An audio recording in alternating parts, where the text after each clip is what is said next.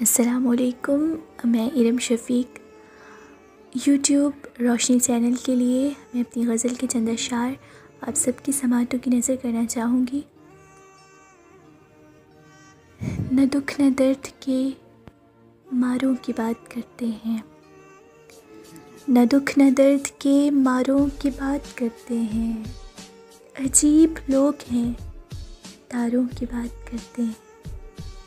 ख़िज़ां रसीदा सी बिखरी है ज़िंदगी अपनी, और इस पे आप बहारों की बात करते हैं।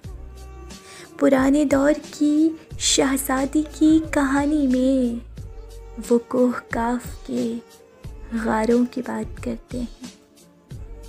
तमाम उम्र गुजारी है नफ़ा में, फिर भी तमाम उम्र खसारों की बात करते हैं।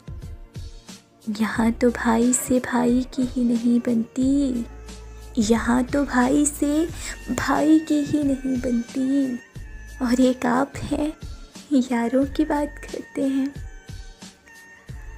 फंसा के बीच समंदर में लोग कहते हैं, फंसा के बीच समंदर में लोग कहते हैं कि आजा यार, किनारों की बात करते हैं। और मकता है कि इरम तो ख़ुद में समेटे है चाँद की सिफ़तें, इरम तो ख़ुद में समेटे है चाँद की सिफ़तें। वो नाशनास सितारों की बात करते हैं। न दुख न दर्द के मारों की बात करते हैं। अजीब लोग हैं, तारों की बात करते हैं।